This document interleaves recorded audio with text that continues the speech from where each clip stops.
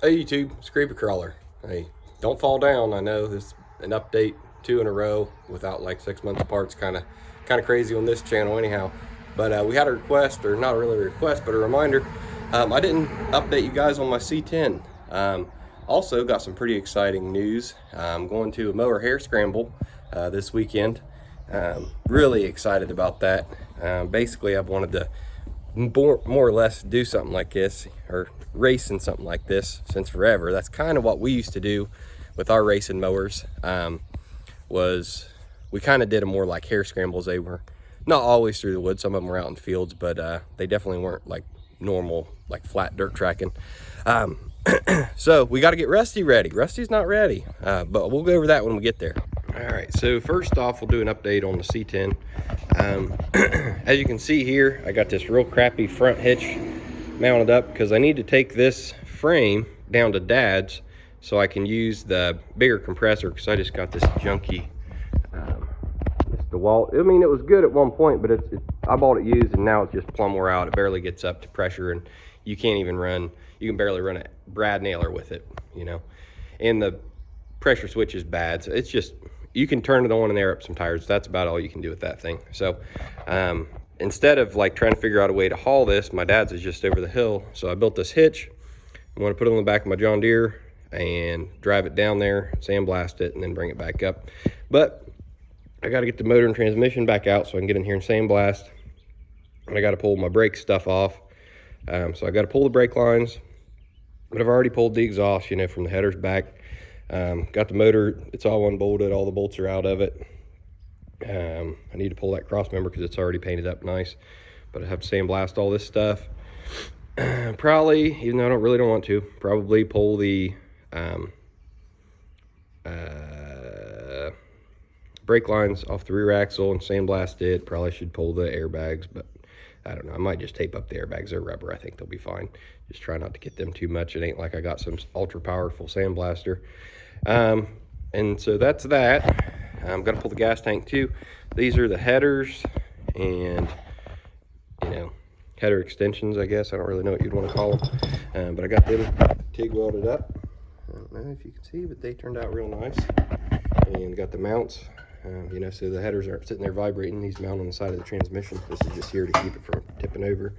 I got to put them, that reminds me, I got to put them back on. One of these plugs, O2 bungs, has to get moved. So I'll have to cut it out and patch that hole and then move this somewhere else and weld it in. But that's not a huge deal either. Yeah, I haven't designed up a bunch of parts for this in computer-aided design system, CAD system. Got them to the laser shop, so they should be hopefully cut here in a couple weeks. Waiting on those so I can get started on the rear brakes. I think that's what I'm going to tackle next, and then probably mount the motor and hood and stuff. I'm going to pull the gas tank and then get that down there in the engine. I'll have to borrow another picker. But more to the point of our story today, we got to get Rusty going. So the deal with Rusty has been running real good, but so I'm running the fuel pump on it, and that's kind of where we're having the issue, and I'll explain a little better. So as you can see, puddle of oil, and when you run this thing, especially for any period of time, the crankcase pressurizes and it pushes oil out the governor hole. The reason is because the only crank vent is going from here, or the only place the crank can ventilate is from here, comes out and goes into the pump. And I put a little hole in it with a razor blade in this. That way it would be able to push out extra air that it didn't need. Well, that sort of worked, but it didn't, obviously, because if you run it for a long time, it starts pushing out there. So it's pressurizing the crank. Also, you can see this bolt stripped out, so I got to pull the head off and helicoil that at some point. But that's not a huge deal. It's still sealed pretty well. So need to do, but not have to do. Don't have time to do that today or before the race. But what I am going to do is come in here and split this line and put a T in it and put a filter on it and then run it, and hopefully the fuel pump still pumps fuel into the carburetor, which it doesn't have a horrible hard job. It's just when you're running full tilt, it can't move enough fuel by gravity into the carburetor. So it has to be pressurized, which is where the fuel pump comes in. So we are going to do that and then run it, and then hopefully it quits doing this. Also, I don't know if you can see it over there, but that's also a new project. So I don't know if you guys are familiar with the king of the Tremors, but my good buddy Sean, aka Red ZZ02, went up there and kicked ass this year. It's a race for stock speed tractors. It's a hardcore off-road endurance race. I think it was almost 2 hours, or was 2 hours this time, which I don't know if you've ever raced anything for 2 hours as hard as you can go, but that's absolutely brutal. So this thing kind of fell in my lap. I had a buddy that needed a 8-speed wheel horse transmission, and I had one, and he had this. He had just got from an auction for next to nothing, and I said, well, I kind of like those because it had this has the Onan motor on it. I just have a soft spot for these for some reason. Big old Onan opposed twin, pressured lubed. I didn't realize it was this particular tractor. I just knew it had an Onan on it. So to him it was a hydro and basically junk because he wasn't going to use the motor. And so I kind of just planned on getting it for the motor. But then I got to looking, and this is a 520H, which was the biggest, or one of the better tractors, aka or sort of best tractors they made that year. The 520H was the best one, and this HC is the commercial. So this is like the strip, same tractor, but no chrome, no fanciness. Well, it's got some fanciness, but the funny thing about this, I found out from a buddy, Scotty. What's up, Scotty? This is a commercial version, and the commercial versions had different gearing in the rear hydro, so they were a little bit faster. So it's still stock speed. I think it's supposed to be like maybe 8 or 9 miles an hour versus the like 7 mile an hour the other one, or maybe 6. I don't know. I think it's a couple miles an hour faster, but should still be legal for the King of the Tremors race because it's, you know, all bone stock, and I think they have a maybe a 9 or 10 mile an hour limit. So I think this is going to be my King of the Tremors build.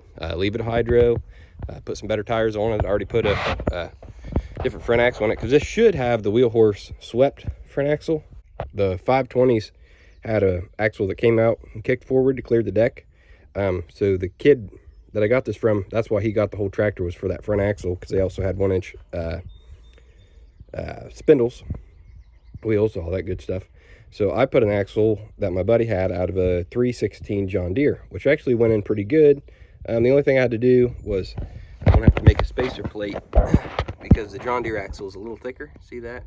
So I need to get a piece of 1/4 inch and just drill it in the same pattern as the front of this, and bolt everything back together, and everything should be happy. The hood actually fit better. I'm not really sure why, but the hood wasn't really fitting right back here before. It's kind of bunched up and just weird. I don't know if it was just tilted.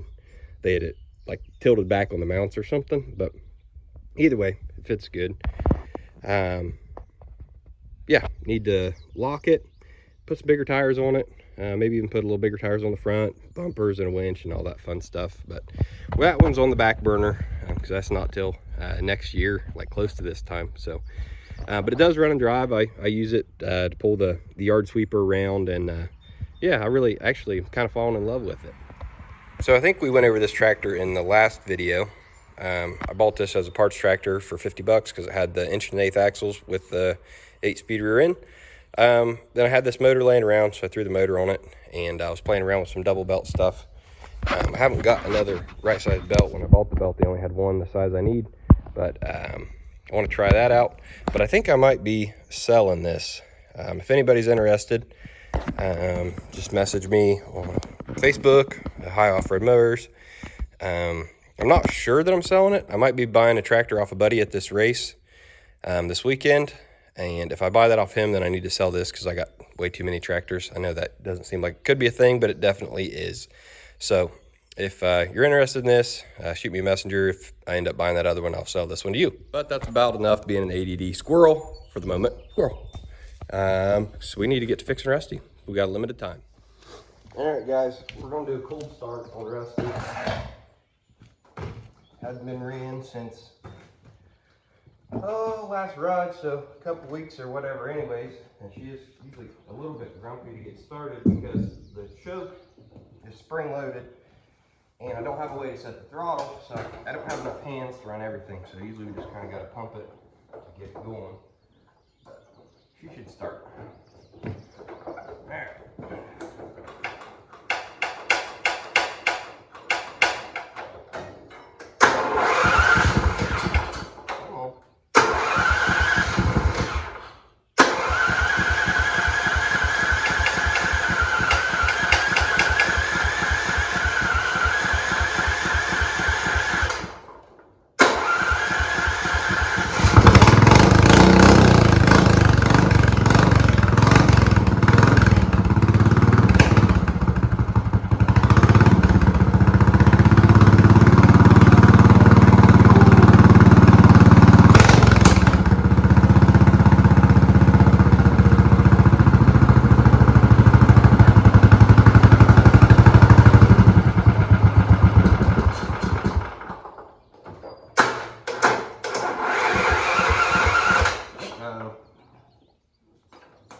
We let the magic electric smoke out of it.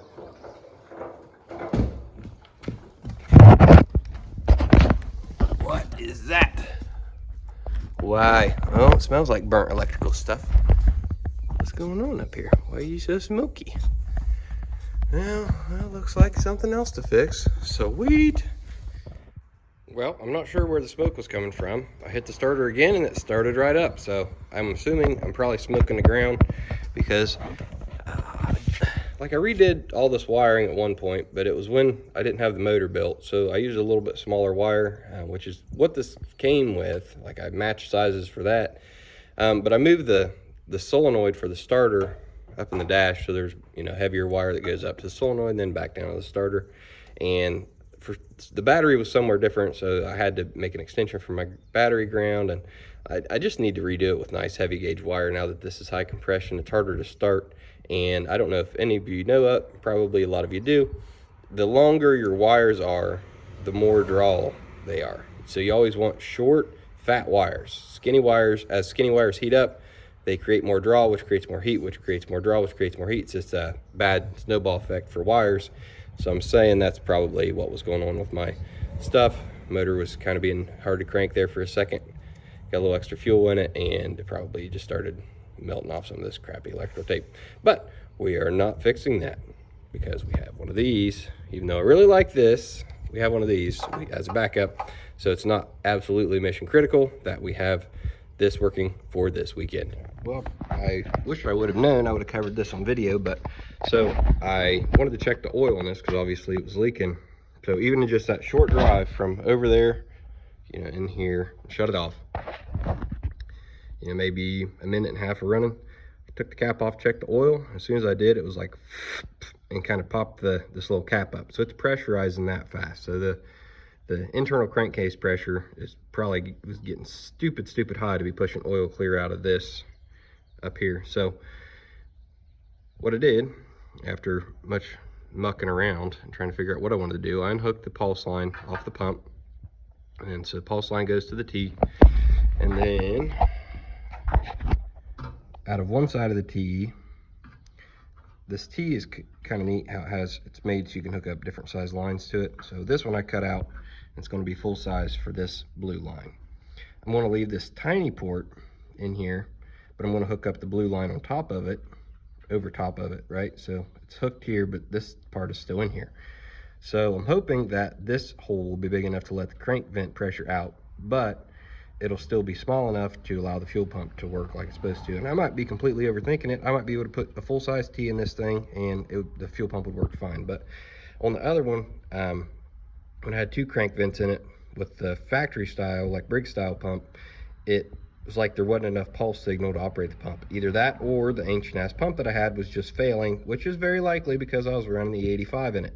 So overthinking for the win. We're going to try it like this. If it still seems like it's pressurizing up, we'll pop this line off, cut this loose, and then it'll have full breathing ability. All right, got her hooked up, getting ready to go. Test run, just half-ass zip tied this filter over here. This runs over to the T. Everything's kind of up out of the road, so I think we'll call that ready for testing. Well, I should have took you guys along for that ride. I didn't think about it until I was doing it. That got pretty aggressive. Definitely a good beating on the tractor. Oh, no pop off. It looks like no fresh oil. If there is, then definitely significantly less than there was, majorly less. So we're gonna call that a win. Well, I don't know if you can see on my face, but covered in mud, spraying off the front tires. That was a lot of fun, but I can definitely tell I'm gonna need more gear. Maybe not for the race this weekend, but an exciting news I don't think I've shared with you. Maybe I did. We're racing in Pennsylvania, actual legitimate quad racing series, hare scramble series, cross country series, whatever you want to call it. They are putting on a track for us, not specifically us, but just they have a tractor class, and they're trying to get it going, see if it has any interest. So I'm gonna drive the freaking 3 hours over there and make that happen. But after just that little test run there, on the more milder trails here, which I'm sure is more like what we're going to be racing on, maybe not this weekend at the more extreme one, but the following weekend for sure, probably even this weekend. I don't have enough gear. What I mean by that is it's too slow in top gear. It is the absolute perfect gearing for the woods. You can get around on trails if you're cruising with your buddies, no problem. It runs, I think, probably 18 mile an hour at a comfortable RPM, but I can boogie down the trails pretty good, and I am just beating this motor to death. And I need more speed even with the motor at max RPM, and it's vibrating, and you can just tell it's not happy. So I definitely got to get more gear in this thing before Memorial Day weekend race. So probably going to go, probably maybe not today, maybe today. Get a pulley, definitely not putting it on before this weekend, but definitely going to try to have it on before Memorial Day. So I'll try to take you guys along on that too.